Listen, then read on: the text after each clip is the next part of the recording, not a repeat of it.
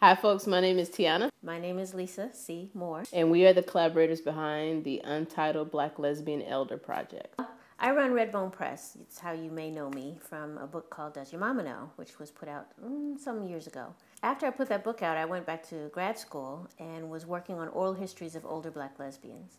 And in the process started making a film, a documentary about older Black lesbians. In 2002, I had a fire that wiped me out, and so I shelved the project. But recently, it has reared its head back up. I found out that two of the women that I've interviewed for my master's and or the film have passed away. And another woman that I was supposed to interview also passed away. All of this I found out in the past few months. So the original project was titled Sassy Be There Gone, go Bull Jean and she ain't it. Searching for Black Sassy Lesbian Be Elders. Gone. But subsequently, Tiona's film, Black Women Conversations, came to my attention, and I met her and was impressed with her work. So we had a meeting in Philly in 2009. Yeah. Initially, it was a situation where you're like, take over this Yes, film please, take it off my Please hands. take over this film project. And I said, no, how about we work together and make something? Because she has a lot of skills with archiving and research, and that is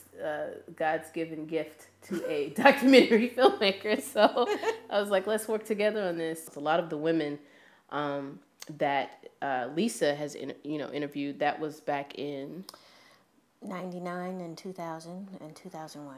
Tack on 10 years with that, we have many folks who are at the end stages of their lives, many women who are in nursing homes. Or ill. Terminally ill, but still interested in participating in the project. Interesting moments in some of the women's lives already, where one was part of the Black anti-draft movement. One was a participant in the Black USA pageant. Yeah. One was a member of the American Negro Theater Company. Another one is part of an organization in Chicago called the Sons of Sappho, which not too many people have heard about, but we hope to explore. So these stories are some of the things that we'll be drawing out. Many women have passed, and we still want to include some of their stories. In one particular case with Tony Grant was a very, very special case because Lisa did a full, complete interview with her at her residence before she passed. It's been a bit of a roller coaster ride in trying to think about how can we keep her story within the frame of the film, because she was in such key moments within Black history during her life. She was the one that was involved with the American Negro Theater when she was younger. She knew Audre Lorde. She ran Damas Gracias in upstate New York, which a lot of women writers know about as a retreat space in Gilboa, New York. She passed away in 2005, and I did not know until last year. This is really, really important because so many times people die and their stuff gets thrown out.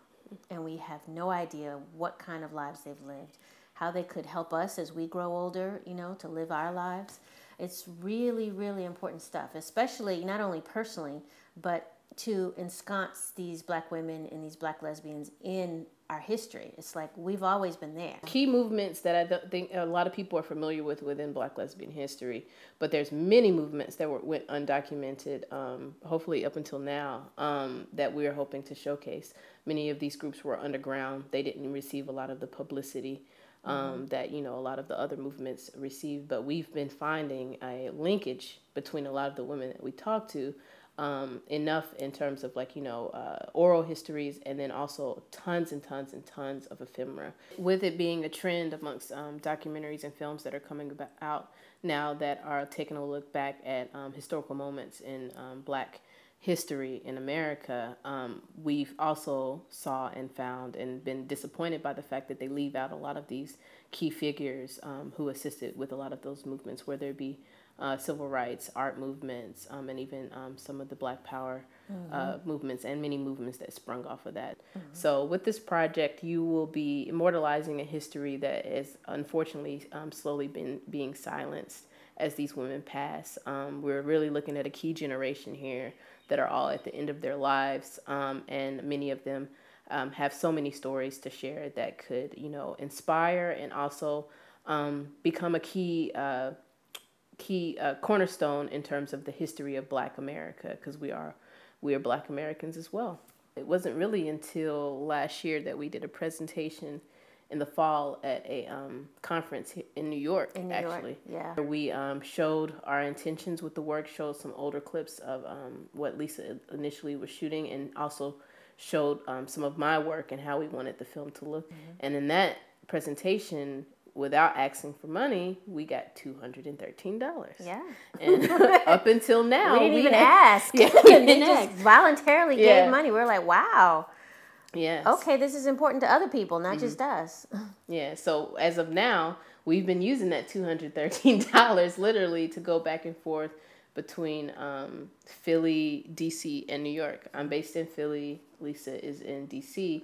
And we've interviewed, as of now, 2 subjects in New York. One being Eunice Samuels, who's 84. The other being Georgia Brooks, who's actually in Jersey City and is 67. Yeah. That 213 has taken us this far, but we need some more money. So with the Untitled Black Lesbian Elder Project, we have 3 phases of fundraising that we're trying to accomplish. The first phase is to raise the initial amount of money that we need to get out to each area of the United States to get our initial interviews with these women. We're actually going to go to the West. We're going to go to the Midwest, which includes Texas. We're going to go to Chicago. We're going to go through the South. We're going through the Mid-Atlantic states. And actually, besides donating, if you know of older Black women in their 60s, 70s, or 80s, and you want to pass on their names, you think they might be good people to interview, please let us know. The second phase is our on-ground fundraising plan. Once we get to these areas, each area will be spending a week interviewing, but we'll also be having fundraisers in that area to hopefully attract more subjects and also more support and build the strength, behind the momentum behind the project. The third phase will be once we have everything and we can actually, submit a good working cut to grants and labs and have special preview screenings to, get the rest of the funds that we need to, finish the project properly. And give it some good post-production. We're going to be using archival footage.